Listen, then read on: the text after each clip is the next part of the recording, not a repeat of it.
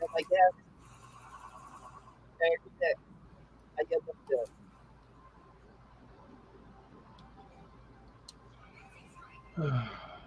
Hey Daniel, how's it going in the live chat? But yeah, so we're gonna be talking about all the Thor movies. I've never seen Thor 2, but I don't give a crap if they talk about spoilers because I don't want to waste my time watching that movie because I heard it's bad. But yeah, so um, honestly, before the first Thor movie came out, I never even heard of Thor. It wasn't until when the movie was coming out was when I first heard of Thor, and Well, I mean, you never heard of you probably heard of Thor. I mean, you never heard of Thor. The Marvel comics never heard of Thor. Period. I never heard of Thor whatsoever. Like I never heard of like Thor from mythology or any of that. But yeah, I never heard of any of that. So yeah, so it was my first time ever hearing about Thor, and so yeah, so because Thor is a pagan god, because Thor is from all that, Thor is in the public domain, so anybody can make a Thor movie if they want. But it's just if you want to make your own Thor movie, what you cannot do is that you cannot take from anything Marvel has done. So, so I guess if somebody wanted to, because of the current trend in Hollywood now is making horror movies out of public domain characters, somebody could make a Thor horror film. I don't know if Thor had his hammer in I don't know if he had his hammer like in mythology or not, but Yeah, but totally different hammer. I'm sure. I'm sure Snick Snick might know more about this than we do, but I don't remember. I could be wrong, but I don't think Thor was a very major Marvel character for a long time. Not really. No. Like, so first of all, don't worry about the spoil. Don't worry about that not having seen all the movies because I have not seen Love and Thunder. okay. But I know what happens in it, or at least the major things, but I've never seen it. But now, before the movies, I did have a little bit of knowledge of like the Marvel version of Thor because he was one of the main characters in Marvel Ultimate Alliance. Like I would say like Marvel Ultimate Alliance in general is how I learned a lot of about a lot of non-Spider-Man Marvel characters. And yeah, Thor was one of the main characters in the game. Like there is an entire like the game is split into 5 acts. Act 3 is entirely centered around like Thor because like Doctor Doom is like the leader of a bunch of villains, and as part of basically the whole plot of the game is that Doctor Doom is trying to drain Odin's powers for himself so that he can be like the god of like the universe. And Act 3 is all about Doctor Doom and Loki invading Asgard so that they can prep to steal Odin's powers. And the thing is, Doctor Doom succeeds. And like the last 2 acts of the game are trying to like get what you need to defeat him. Yeah, so obviously Thor So is one of the properties that Marvel did not sell their movie rights to back in the '90s or early 2000s. If they did, they got it back real quick. Yeah, I don't think it was one of them, and yeah, um, they probably were willing to do a Thor movie as a risk, since that doing Iron Man was a risk because that was a character that was not as popular as like Spider Man, but obviously Iron Man worked, and so then they were like, okay, doing movies about lesser known characters has shown that it can bring in a profit. So, and then that's probably why that they did Thor. And at that time, Chris Hemsworth was not a known actor. I mean, most of us never even heard of Chris Hemsworth. Excuse me. I think he was in the 2000. I wasn't he in like a reboot of. I think he was in. Star Trek from 2009. I believe he played. Yeah, he played Kirk's dad in that movie. Oh, But he yeah. did? Yeah. Yeah, very, very minor role, but Supposedly, there were plans for a fourth movie in the Kelvin timeline that would have used some kind of weird shenanigans to bring Chris Hemsworth characters back in like a more major role, but then production on the Kelvin timeline stalled, and now they're probably not going to do it.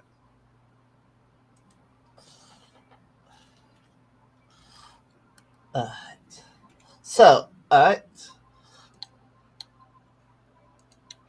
Let's talk about the original.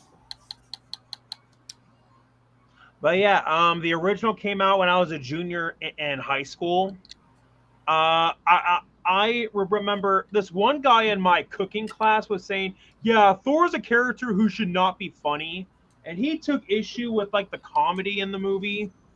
But I mean, to be fair, I do get why that they did the comedy. Well, that's just one, that's just kind of what the MCU is, and two, even if you don't like the comedy, come on, you gotta admit the one scene is pure gold. Like when they're in the coffee shop, Thor's this drink, I like it. I know it's good, right? Another. Yeah. But yeah, I will admit, as time goes on, I don't like the original Thor as much as I used to. I'm not saying that it's a bad movie. It's just not as good as. I just don't like it as much as when I first saw it in theaters. I will admit that one sidekick girl, she kind of got on my nerves a little bit throughout. Jane's assistant. Yeah, Darcy. her. Darcy was her name, wasn't it? Yeah, I think so. Yeah, she kind of got on my nerves when I rewatched the movie, and I guess I didn't really buy it like when Thor came back and redeemed himself. I guess I just didn't really buy it, but yeah, but other than that, I will watch the first Thor again. I will never forget when I saw it in theaters. I loved it. I absolutely loved Thor when I first saw it in theaters. It's funny because in a high school elective class I had, which was focused on like watching science fiction and fantasy movies, eventually we started a unit on like the early MCU movies. Like at that time, like we just simply watched from Iron Man to the first Avengers. Like Iron Man 3 was like brand new at the time. But the thing is, we did the movies out of order. We started with Thor. And the funny thing is, though, I knew that Thor was like considered like not the strongest of like the early MCU efforts, but the class loved it. Like they loved the movie, and then it's funny when we eventually got to the Avengers, we like because Thor's like the last of the Avengers to show up, like he doesn't come in to like maybe 40 minutes or so in. Everybody's like, when's Thor coming? When's Thor coming? When's Thor coming? And then finally you have like that scene on like the airship or whatever where they're transporting Loki, I think, and then Thor shows up like and he tries to crash it. And like at that point everybody was like not cheering, but like you could tell that like they were pumped for it.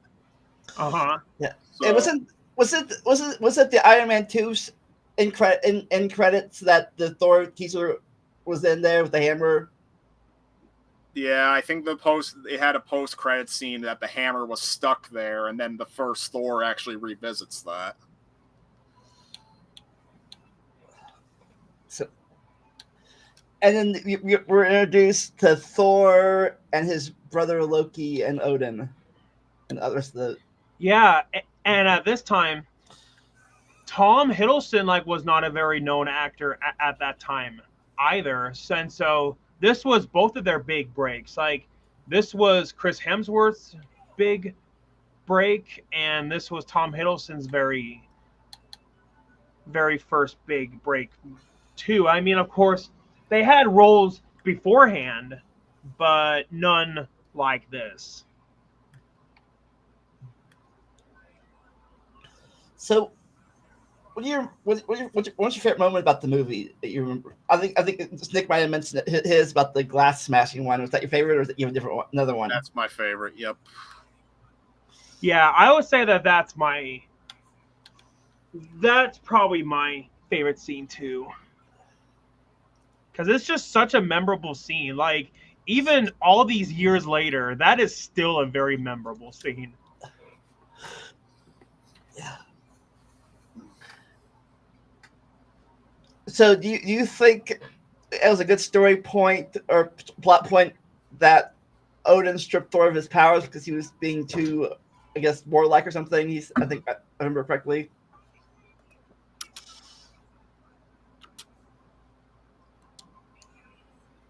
Um.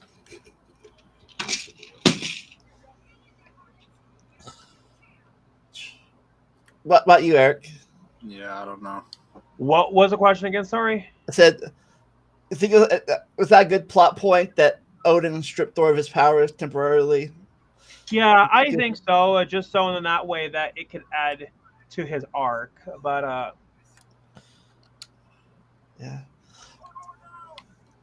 But yeah, but yeah, and of course it stars Anthony Hopkins like as Thor's dad.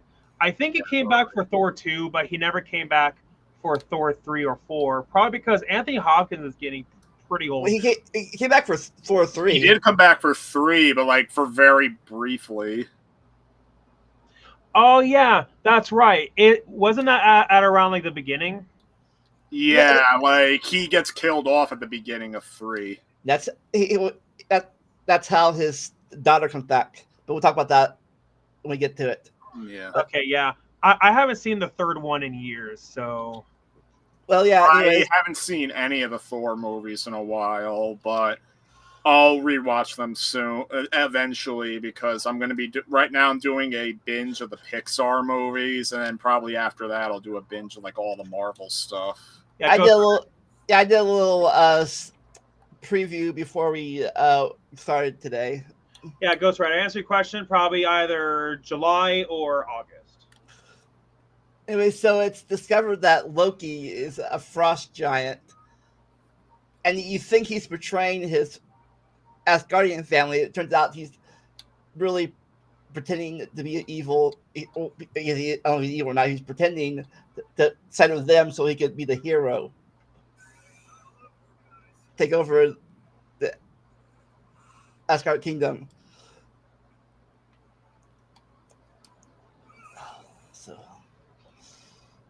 So do you think Loki is evil or just not evil?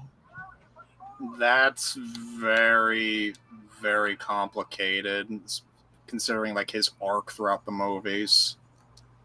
Yeah, it could be argued he's more of a anti-hero, but spoilers because Loki died, and I think Infinity War, he dies at the beginning, and like he does have a Disney Plus series, but my understanding is that it's not the Loki who died in Infinity War. It's like the alternate timeline Loki who appears in Endgame. So yeah, so I guess it depends on what Loki, like from what universe. And so the Loki who died in Infinity War, is that the same Loki from Thor 1?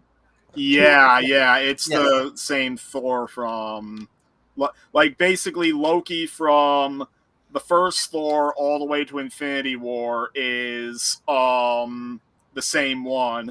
And like he has, jumping ahead a little bit, he has a fake out death in Thor 2, but like the stinger right before the credits shows that he's alive. In fact, if you remember Infinity War, like when Thanos kills Loki, Thanos has like a little comment, no resurrections this time. Like that's the reason why. Well, we thought he was dead in Thor 1 too when that Rainbow Bridge collapsed. Yeah. Yep, and then he was the villain in the first Avengers. Yeah. Yeah. All right, so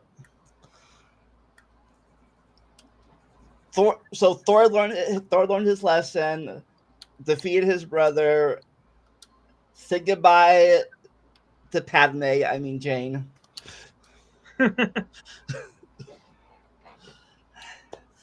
Thor returned only to return the Avengers, and then won, and then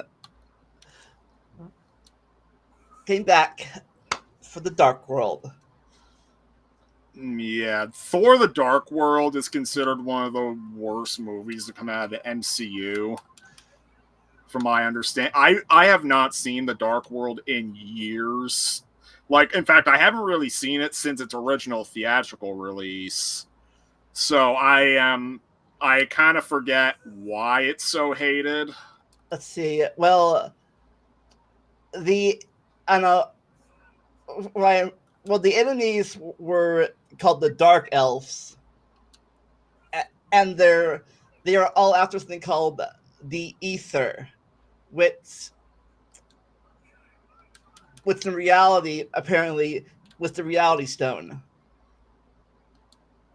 I don't know if we knew that at the time, but yeah, apparently the elves and Asgardians were at war a long time ago. Yeah.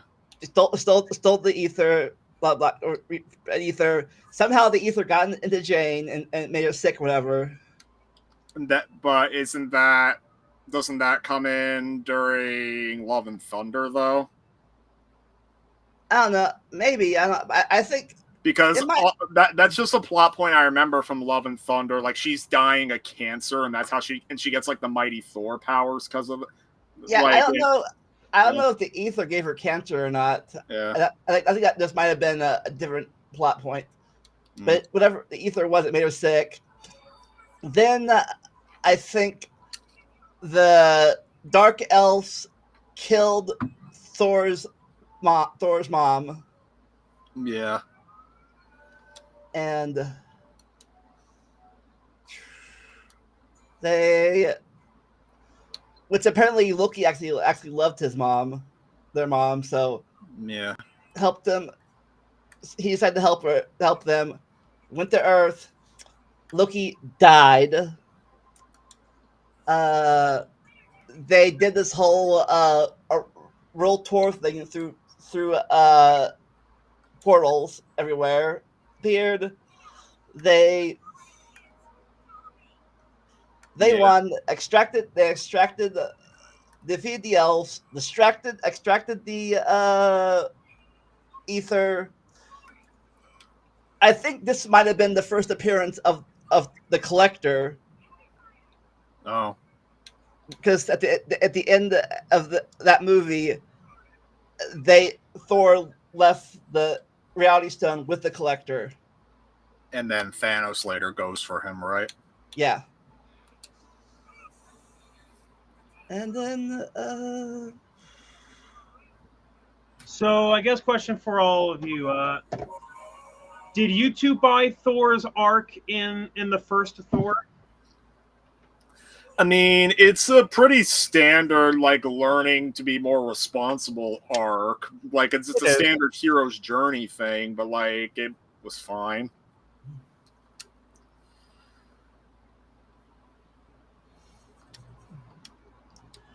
Yeah, normal, but normal there. But like at the end, and somewhere after that, Thor and Jane broke up. Somewhere after that movie, because by the time they get I think Ultron, they're broken up. I'm pretty sure. Yeah. But yeah, that's basically the basic plot of Dark World. If anybody in chat, what was your opinion of that? Why that movie is the most hated of the Thor movies? From what I heard about the Dark World, Natalie Portman didn't want to do the movie, but she was forced to do it under contract. Very tellingly, she doesn't come back for Ragnarok. Nope. Probably why they were broken up. So why did she come back for Love and Thunder then? Either they offered her a big fat paycheck, or maybe she just had a change of heart when she read the script.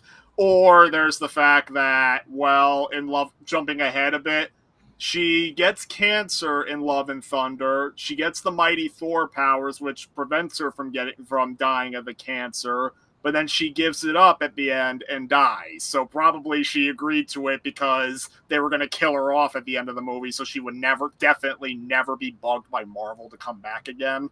Unless, because of the multiverse, mm-hmm. they can easily just explain that there's like a new variant of her. Yeah, but I guess if she did it with the hope they wouldn't ask her to come back again, well, maybe she assumed they weren't going to do it.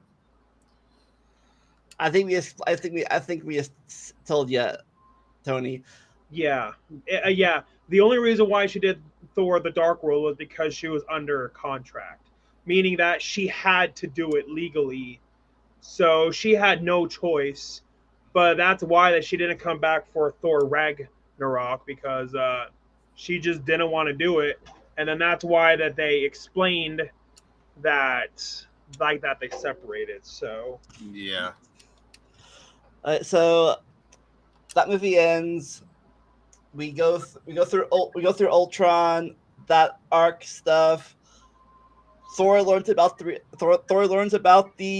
reality, all the stones, because he realizes, wait a minute, this is the fourth time I've come up. I ran into a stone now. This is getting serious. So he goes up to.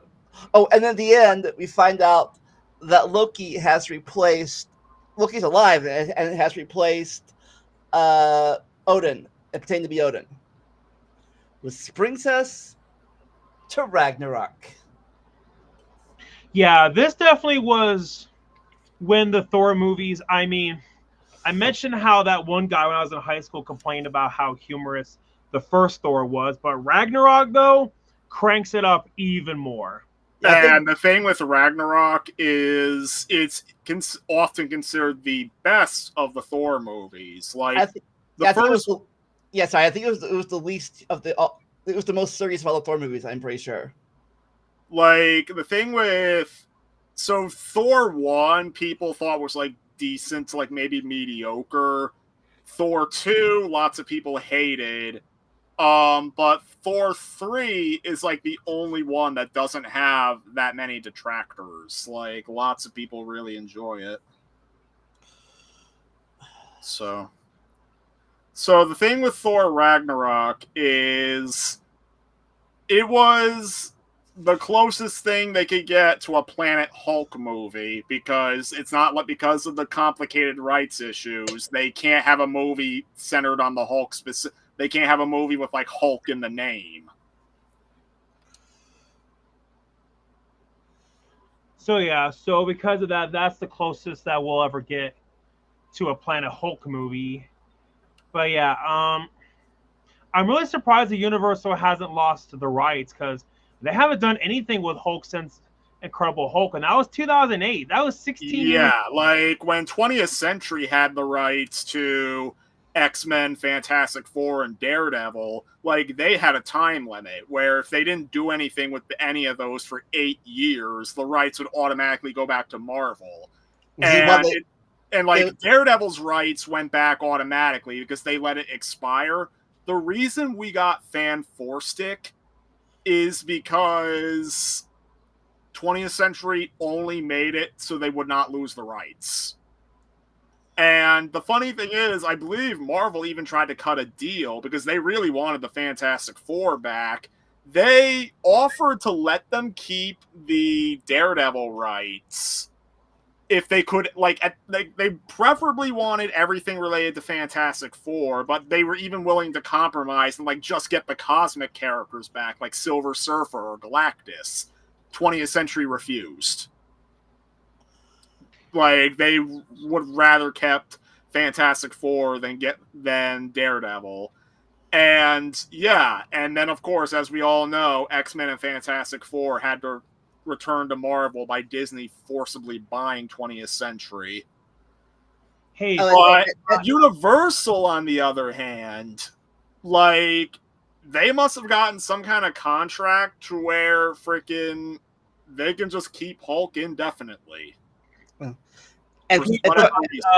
going to take my dog out. I will be right back. And Tony, answer your question. I guess because he didn't like the script or something. Maybe script my understanding with Edward Norton is that it was also because he was very, very difficult to work with.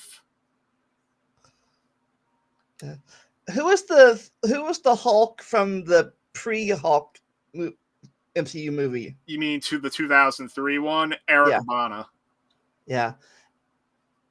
Didn't they kind of reference that?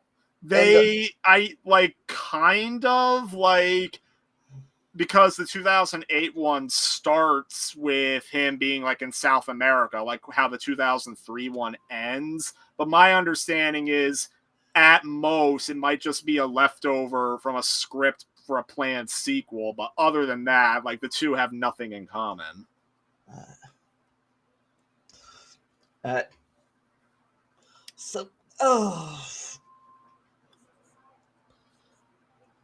so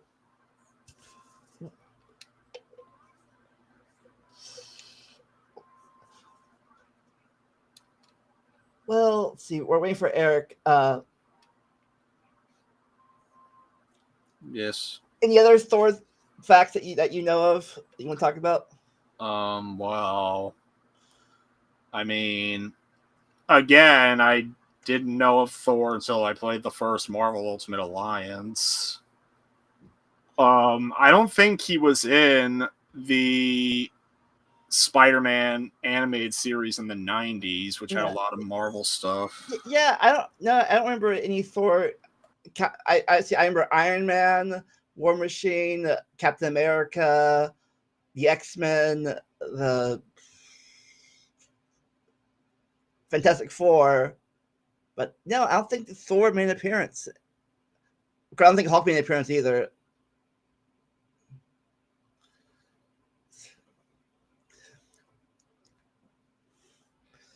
So you never really heard of Thor, the mythology either?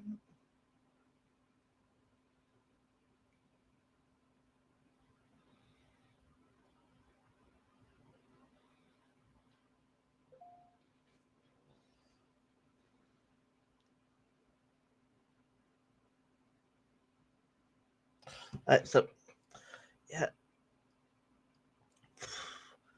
but anyways, but thinking of mythology, the Ragnarok starts with I forget his name. You're talking to him.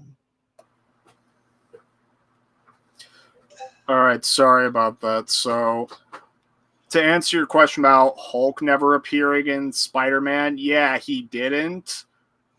But that's because he had his own animated series back then, and because it was airing on a rival network, Spider-Man wasn't allowed to have him. And it's funny, if you remember the Secret Wars story arc from Spider-Man, they were planning to have Hulk there, but because they weren't allowed, they put the Lizard in his place.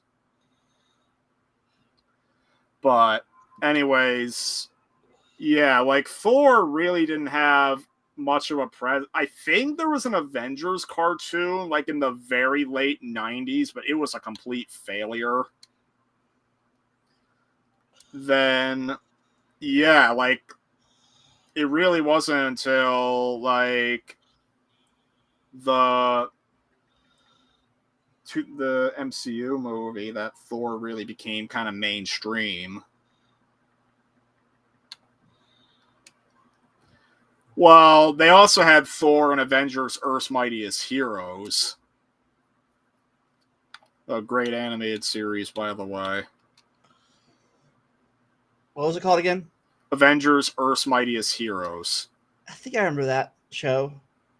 It met a very tragic end because when the Avengers was massively successful, they canceled Earth's Mightiest Heroes to replace it with another cartoon called Avengers Assemble that was themed directly on the MCU movies, and it suffered from very lazy writing, basically because it was meant as nothing more than an advertisement for the MCU.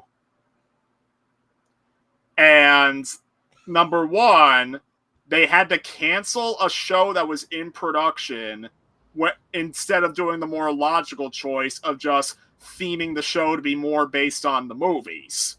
which it already kind of was, because it had elements of the MCU movies, like Jarvis being an AI, some of the characters resembling their MCU counterparts.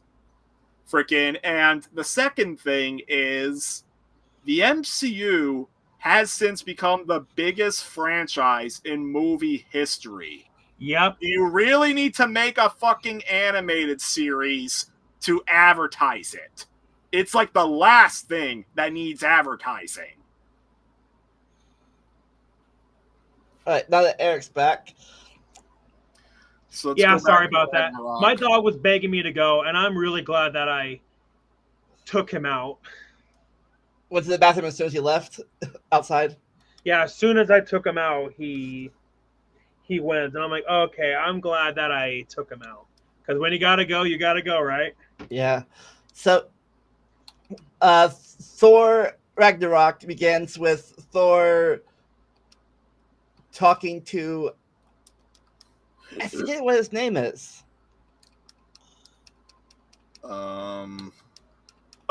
Surtur, right? The demon? Yes. Yeah, Surtur. The demon that, according to mythology, helps start off Ragnarok in the actual mythology of Asgard. And Thor finds out that things aren't all that going well or something. So he goes back, and he confronts his brother with that little hammer thing. Mm-hmm. Loki reveals himself, and they go to Earth, which lets a cameo happen of Doctor Strange. Oh yeah, I mean, Doctor Strange itself ends with like a post-credit scene of Thor visiting. It ends with a post-credit scene of Thor visiting Doctor Strange. Yeah.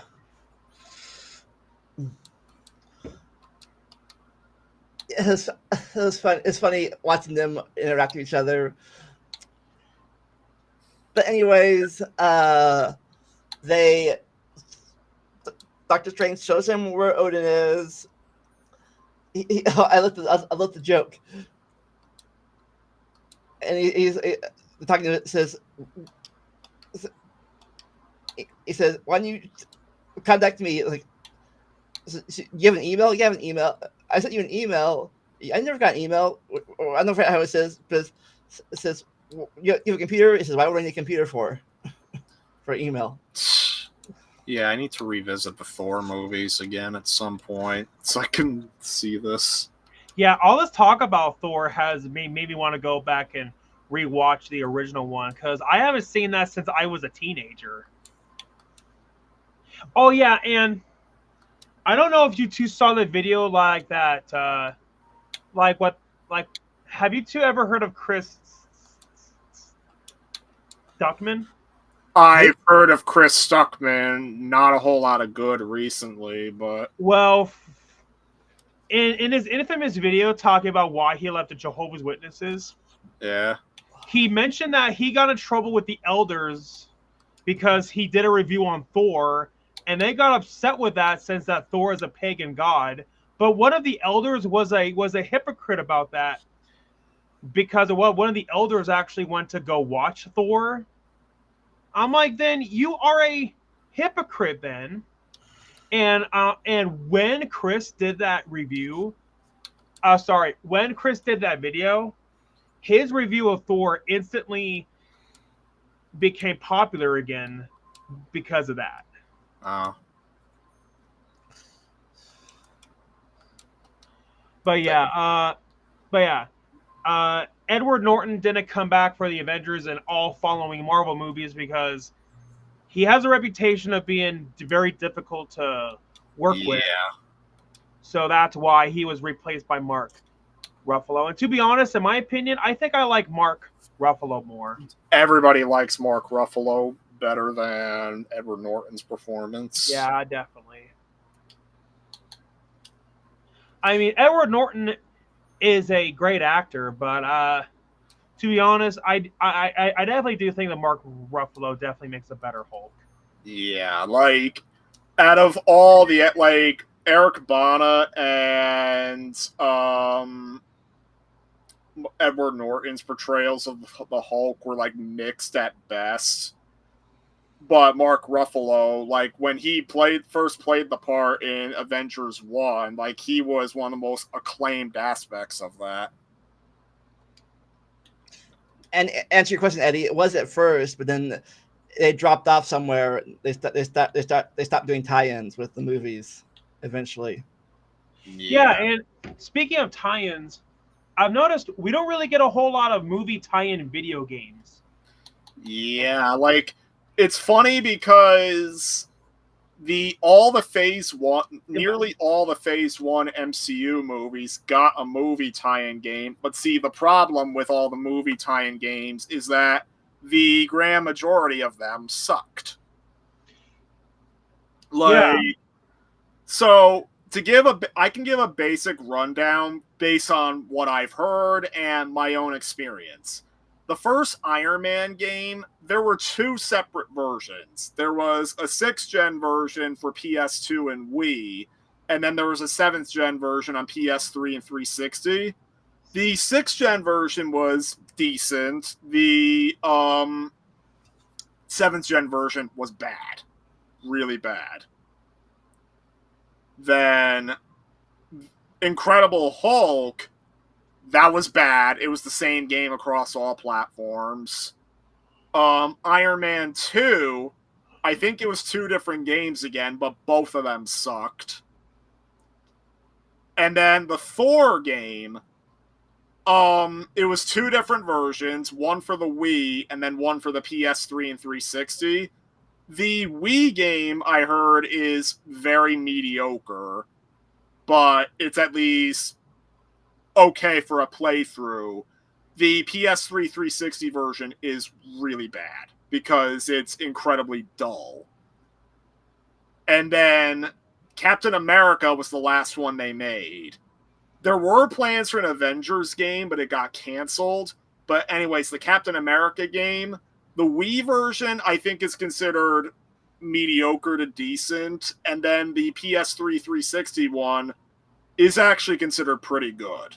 Like, it's kind of a decent Batman Arkham clone. And why did the Avengers game get canceled?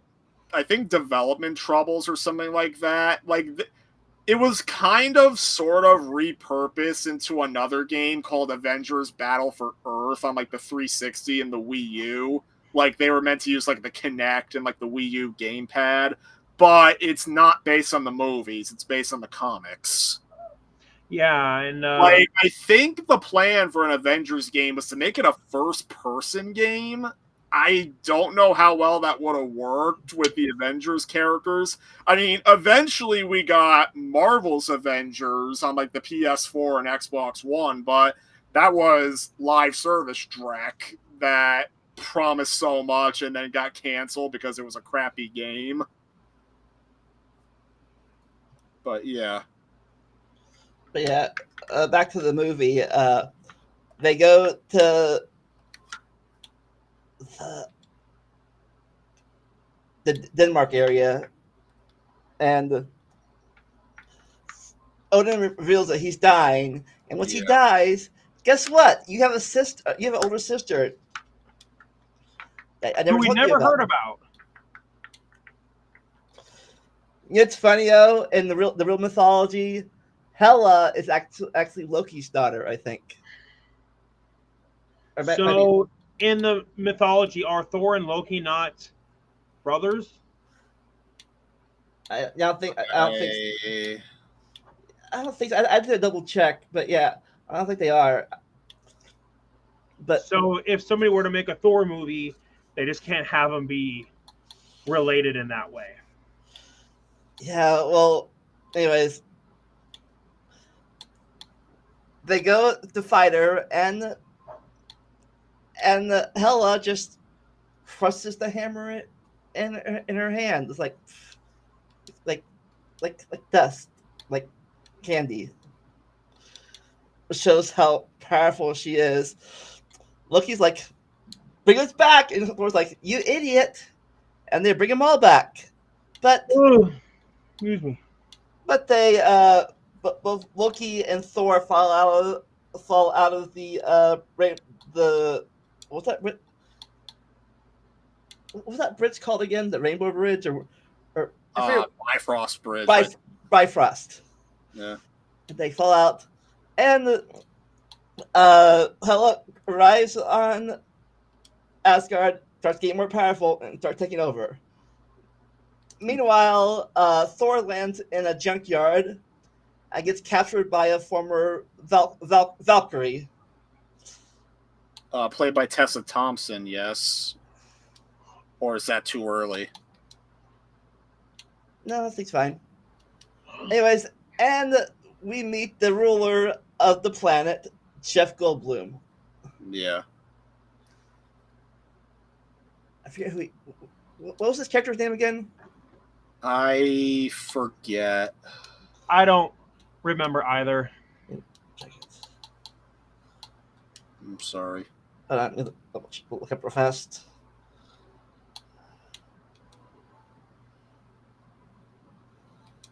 The Grandmaster. Grandmaster, huh?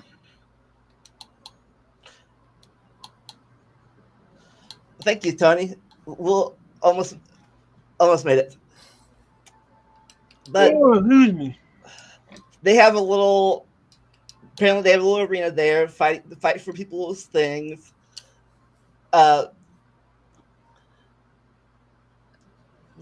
They say that it was I don't know what it was. It was like a poison thing or something. It wasn't electric because Thor can survive electric, and we find out this is where Hulk's been all this time. Yeah, because Hulk ended up flying off away after the events of Avengers: Age of Ultron.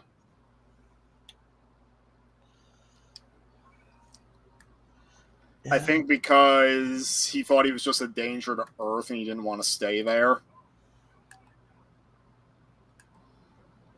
Yeah. Or he didn't want to either that, or he didn't want to be forced back to being Bruce again. Yeah, especially with how his character is in Ragnarok, because because Hulk has basically formed completely his own personality by the time of Ragnarok. Like, he's able to fully speak and everything. And then of course we get Professor Hulk by the time of Avengers Endgame, because he merged Bruce merged his and the Hulk's personalities together. Yeah, it was like we could have seen that on screen, but at a different time. And Not to mention, it might be a little bit dark, because the whole reason it happens is because Bruce can't Hulk out during Infinity Wars events because the Hulk refuses to come out. So it's sort of like, because we don't get to see it, it's like we never really find out why Hulk doesn't want to come out. Like, I think it was said in interviews that no, it's not because he's afraid of Thanos. And because we don't get that development, it's basically Bruce is like, okay, you don't want to come out? Fine, I'm going to murder you and become you. And you said this was the closest thing we got to a Planet Hulk. Ragnarok, yeah. Excuse me, sorry. So what do you know about Planet Hulk? Only that Hulk goes to another planet and he becomes like a gladiator, freaking fighting for entertainment, and like the whole planet loves him. So he stays. That's the most of my knowledge. So they make the joke, he's a friend from work. Mm-hmm. Loki's scared because he remembers Hulk beating him up in the first Avengers movie. He's worried about Hulk going puny god on him. So, what you, Eric? What about you? Do you remember anything from the uh, time on the battle planet? Um, I think this was the first movie in the Marvel universe where Thor got that like battle axe. Yeah, because his hammer was destroyed by Hela, right? Uh huh. Yeah. They got the axe in the event in the Infinity War. Well, yeah, he gets it in Infinity War. Yep. But anyways, Thor wants to escape.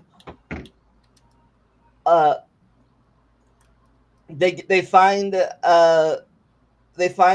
Hulk's ship from Ultron. The little joke there, he tries to get on. He's not the strongest Avenger according to Tony. He's Point Break, the little nickname he gave him in the first movie, and but Hulk comes once he wants to his friend back, but he's like,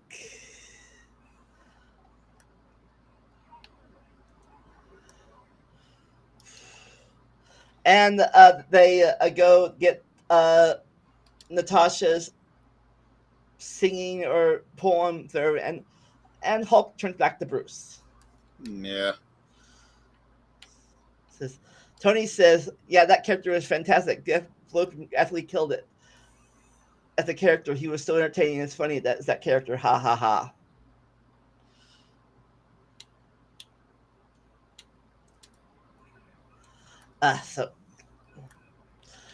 And we find out that the Hulk's been in control for at least 2 to 3 years.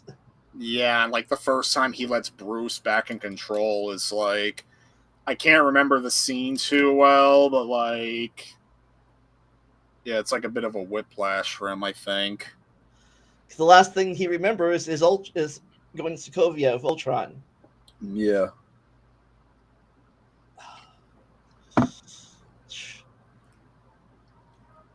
Pretty much, probably the last thing he remembers is Black Widow pushing him out of the plane to force him to Hulk out.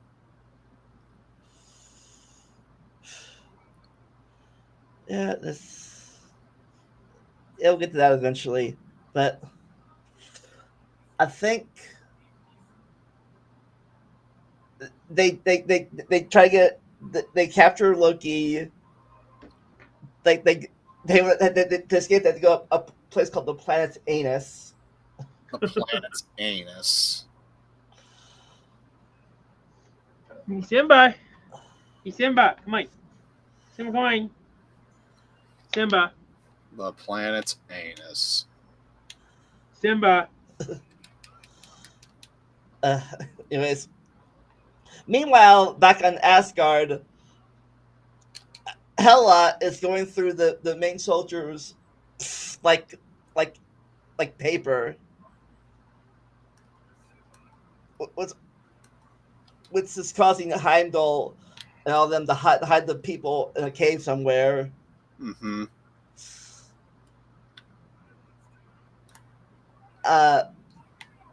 Thor does, as I think somebody mentioned earlier. I can find the right one.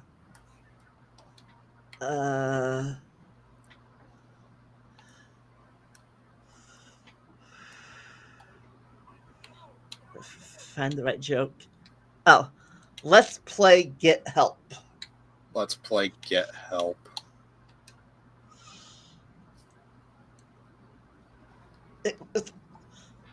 Thor uses Loki as bait to get the soldiers, and he beats him up. Oh! They introduced a new character. I forgot. They introduced a new character in here. The Rock guy. Oh yeah, who's played by the director of the movie? Oh, he was? Yeah. I forget how you pronounce his name. Just like, yeah, I can't pronounce his name.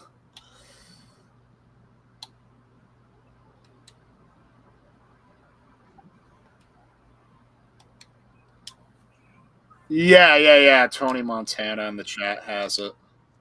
Korg. Oh man, the actor's name. Yeah. Yeah, I haven't seen Ragnarok since I saw it in theaters, and that was 7 years ago now. Holy crap. Yeah. Well, it was even longer for me with Thor: The Dark World. So Yeah. Well, it's stuff stuck in my brain, so I remember basic stuff. yeah. Memory, good and bad sometimes. Oh, thanks, Tony Montana. So,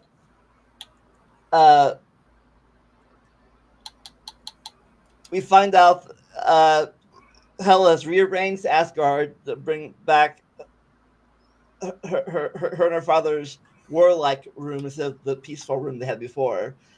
And she frees her pet wolf, Fenrir. Oh yeah. They all arrive. They go to rescue. They rescue the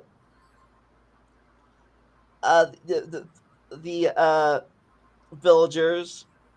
Loki goes to goes to the third room, the vault to get the space stone, aka the Tesseract. Yeah, this is like obviously Ragnarok like goes right into Infinity War. Yep. So Then Thor faces off with his sister, who either scratches his eye out or rips his eye out. yeah. I might be misremembering, but I swear that happened much sooner in the movie. You might be right, but I think I remember it. I think I remember it being there. Might be wrong, but yeah. He has a dream of his father. He's like, she destroyed my hammer, and Odin's like, are you the god of hammers? I think that was the one funny line in there. Like, are you the god of hammers? Then, so he brings down the lightning or thunder lightning. Temporarily gets her. Bruce jumps from the plane, hits the ground like in a smash. Comes Hulk, defeats the wolf. They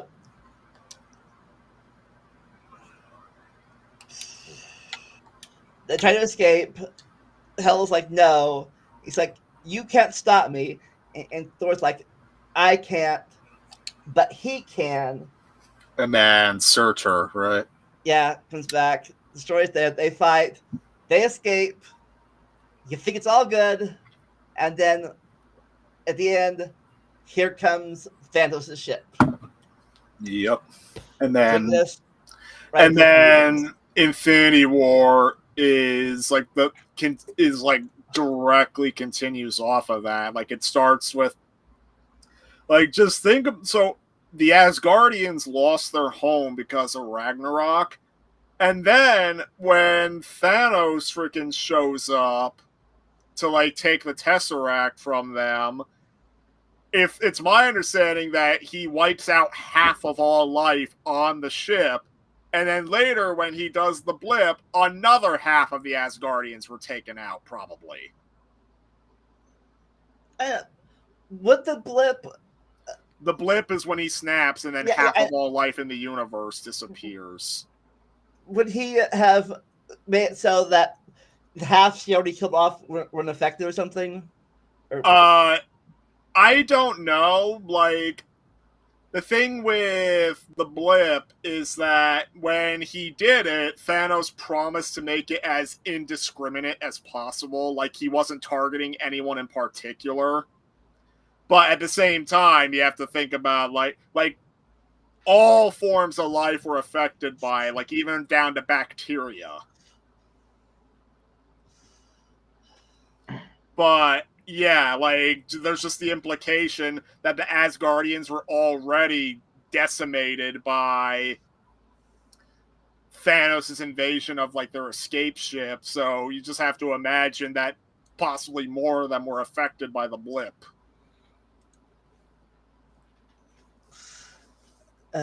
So Says Hela was an absolute fantastic villain too.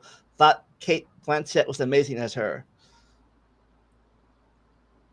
What do you guys think of Hela in the movie? yeah, she was a fine villain.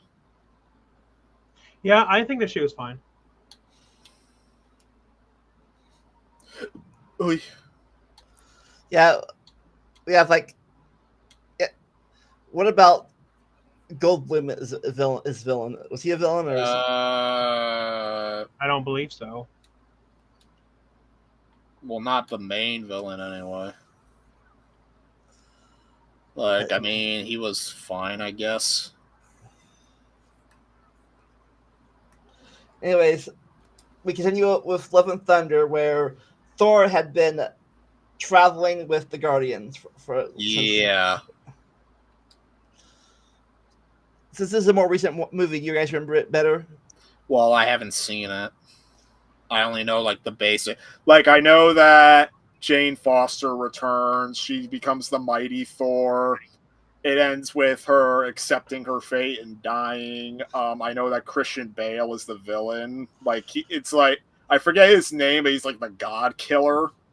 Which is ironic that he plays the villain in that, considering that there's that famous line in The Dark Knight: "You either die a hero or live long enough to see yourself become the villain." And it's really ironic now to see Christian Bale playing a bad guy. Yeah. He got the he made the villain because he prayed for his God to help him, and he's like, no, need more sacrifices, and we don't care about you. It's like, so he goes, gets the Necrosword, starts killing gods everywhere. Gore the God Butcherer. Okay. But yeah, you mentioned this. The hammer. I don't say it was Karina for cancer, but every time she used the hammer, it made her like weaker in real life. I don't know if it sped up the cancer. If it sped up the cancer or something. Like basically, I think it stopped the cancer, but then it was killing her in another way. So like either way, she was gonna die.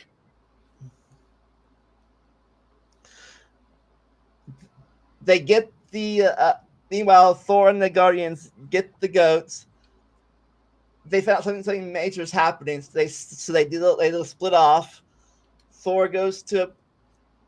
I think Thor goes to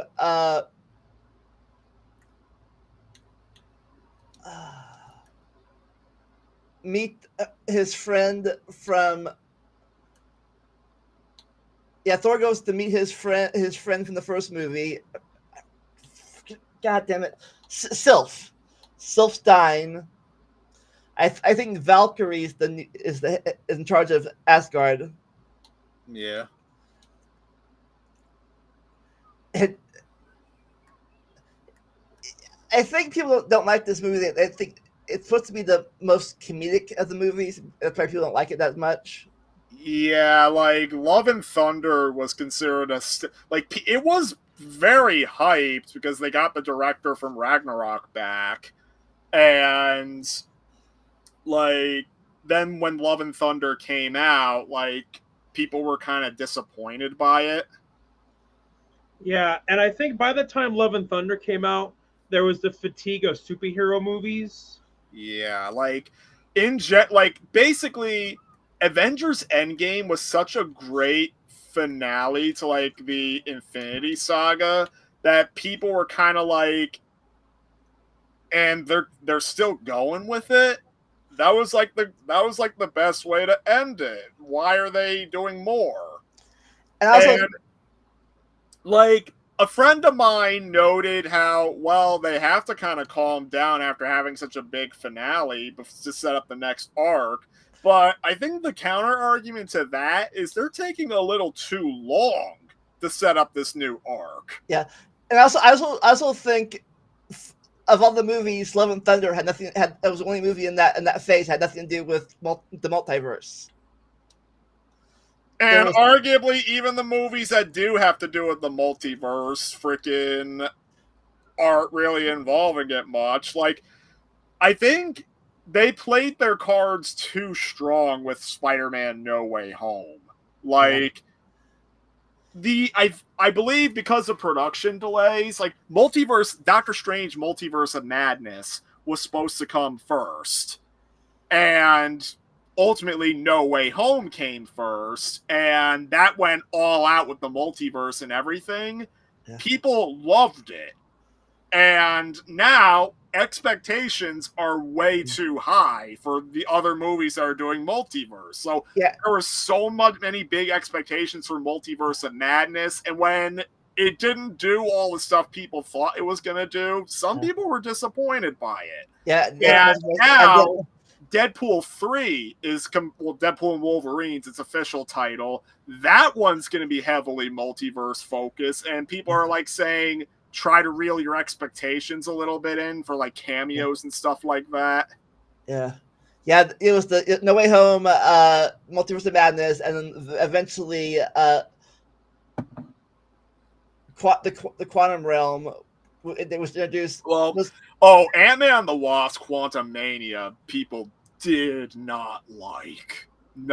They did not like that one. Yeah, it introduced. Well, I don't know if he's still going to be the main villain anymore. What happened in real life? They're going to have. My understanding is that they're definitely not bringing Jonathan Majors back, but they're going to figure out what to do with Kang. They said they're going to make an announcement about Kang the Conqueror in the near future. Most likely, they're probably just going to recast him, which is not above the MCU to do. Like, they've recasted people before. Like Edward Norton, they replaced with Mark Ruffalo. Don Cheadle, who plays War Machine, he was not the original actor. In the first Iron Man, it was a guy called Terrence Howard, but he didn't come back for Iron Man 2, I think, as a pay dispute, so they replaced him with Don Cheadle. They confirmed General Ross, like the guy from Hulk. He was played by William Hurt in like Hulk, Captain America Civil War, Avengers Endgame. But then William Hurt sadly passed away.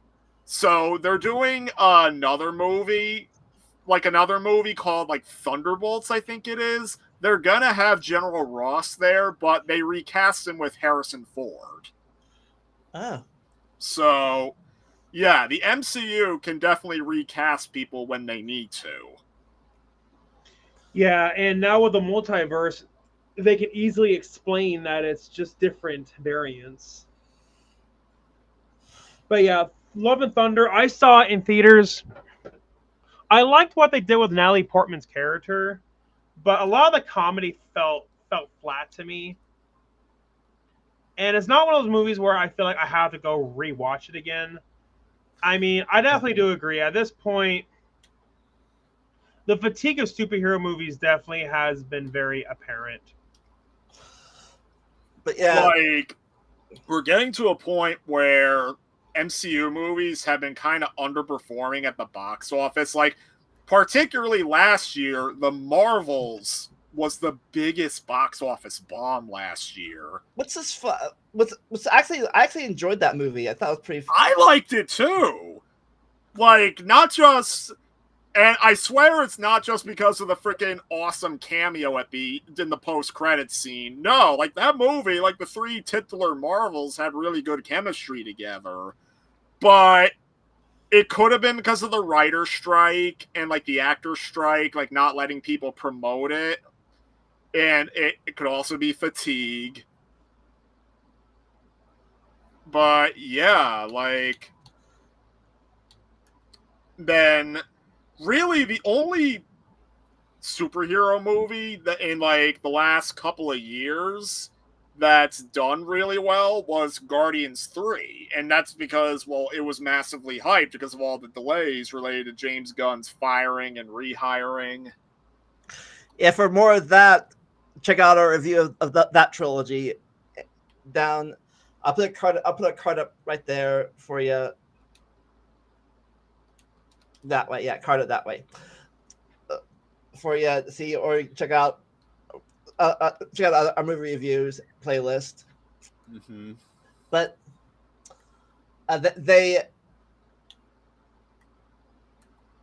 Thor starts getting jealous of his hammer and Jane, and apparently the axe starts getting jealous of that.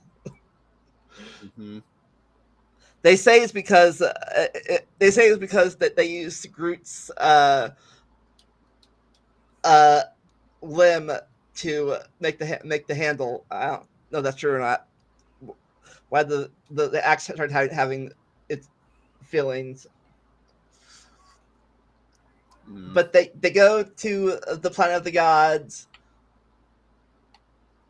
First of all, Gore kidnaps all the kids on Asgard. Yeah. You go to the planet of the gods, and they do the little fan service Thor's naked scene. He has a naked scene in the movie. Oh my god. Yeah, Zeus, the head of the god plays, strips Thor of his cloak and strips all his clothes. They did a little thing, fan service and stuff. So there still is Thunderbolt. Thor, I think Zeus kills, or he kills Gore or Krog. Tony says, I don't think superhero fatigue was the problem. It was just the fact that a lot of post-Endgame MCU films were just generally not as good. Well, scripted as most pre-Endgame. Well, that could be it, but it's just that the DC movies were very underperforming too. But then again, DC movies were like a mess. Yeah. So, even bigger mess. I think a lot of people say some of the problem is they try to do quantity over quality. Yeah. Like a big problem with like the post Endgame MCU movies is quite a few of the movies require extra homework in order to understand, because they did a massive increase like Disney Plus shows. Like you had WandaVision, you had Moon Knight, Ms. Marvel, She-Hulk, Falcon and Winter Soldier. And for some of the movies, you need to have watched these Disney Plus shows in order to understand them. Like Multiverse of Madness, you had to have watched WandaVision. The Marvels had it even worse. You needed both WandaVision and Ms. Marvel in order to fully understand it.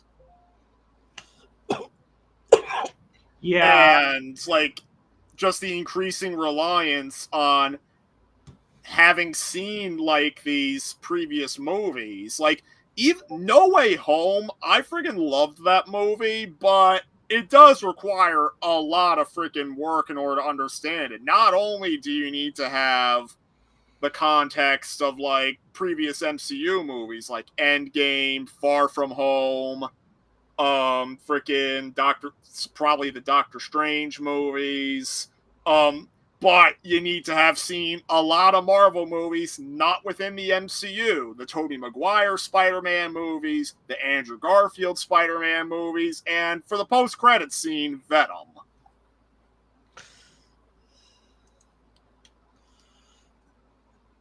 So, Understandable. And at this point, I really think that them cutting down on all these Marvel movies really will be a good thing.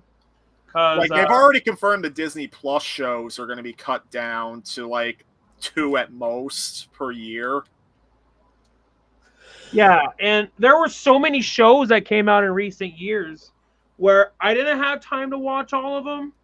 And realistically, how many people are going to have time to watch that many shows?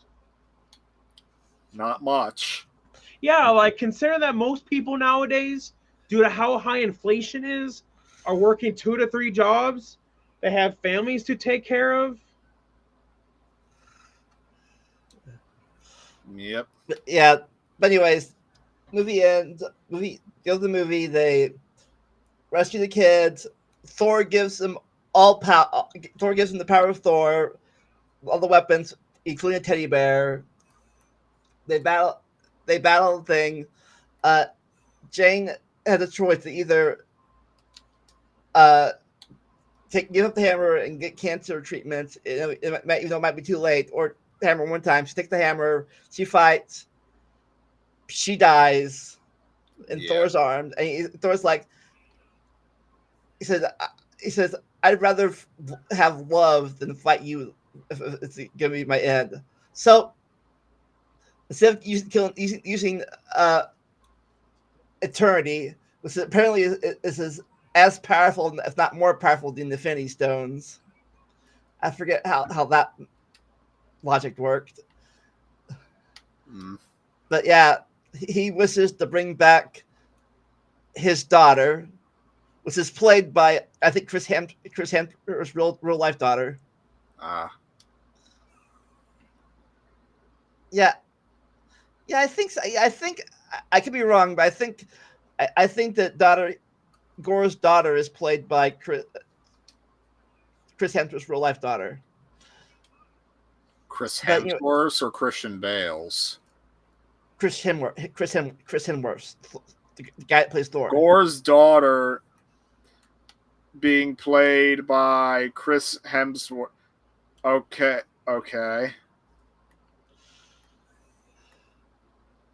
Yeah, just interesting, but Chris Hemsworth's daughter is playing the daughter of Christian Bale's character. At the end, she gets the axe, Stormbreaker. That's what it's called. And Jane ends up going to Valhalla. Yeah. She died in battle. So in a way, she lives on. Yeah. She's in the Norse form of heaven. Yeah. And that's where. And then at the end, Thor gets his hammer back. What her name is Love. That's hence the name of the title, Love and Thunder. Yeah. And they go storming off to battle some aliens or whatever they battle, monsters, whatever. And currently the Thor series ends. Apparently a 5th movie's in production, but they haven't found a director yet. Some friends of mine were debating who they think the director would be. The 2 most popular choices between them were George Miller, because he really liked working with Chris Hemsworth on Furiosa. Makes sense. And the other choice they thought of was Brad Bird. I thought that Chris Hemsworth was going to step back from acting. It's because he got some gene from his... I think he noted that was only temporary. He needed just time to process it, but I guess he's coming back. Regis says Jane going to Valhalla made sense. Seemed like a way to write the character out at the same time. But yeah, I am getting tired, and I do got to work tomorrow morning. So yeah, so if we can wrap this up. Last question says, "What's your thoughts on the main villains, Gore the God Butcher, played by Christian Bale?" I thought that he was great. And he's the second Batman to play a villain in the MCU. Yeah, after Michael Keaton and Spider-Man: Homecoming. So, if you guys were to rank the Thor movies, will they rank? I would probably go, based on what I know about the movies, probably Ragnarok, the first one, Love and Thunder, and The Dark World. But I have to see Love and Thunder to really know the answer to that. Maybe it could go either way with the first one. What about you, Eric? Yeah, probably about the same, but never seen Thor 2, so I can't rank it. So But right now it'd be on your bottom then. yeah, because I heard it was garbage anyway, might as well put it at the bottom. But the other three. Probably the original Thor because I don't like it as much as I used to. Then Love and Thunder, then Rag the Rock. All right, that's pretty much the same. You guys just have the original 11 Thunder switched around. So yeah, that's not right to me too. All right, so before you end up, what's coming up on your channels? I might be playing more of the shitty Suicide Squad game with friends. Have fun with that. Yeah. But yeah, for me, let's watch a movie. Plan on bringing that back soon, and the third Pissed Off movie, and that's really about it. But yeah, if we can wrap this up. Sorry, before we one last thing. Yeah, on my channel next week we're talking about theropods, the dinosaurs that are still alive in present day. But I just want to ask you one thing. When are you go? When will you be gone to for your are you going to your stuff? Are you going to doing your stuff here where you live? Are you going So yeah, the job in LA, that's going to be later this year. I'm doing a music video on Monday, and but I haven't announced that yet to the public. But now I have. I'm doing a short horror movie in August, and I'm doing a commercial next month. So yeah, I definitely have a lot going on. Thanks for being on. Join me next week. Join me Wednesday for my Before Earth movie premiere. Everybody in chat on YouTube. 12 hours of universe talking stuff. Anyways, never stop learning. Enjoy the randomness. I'll see y'all next week. Bye.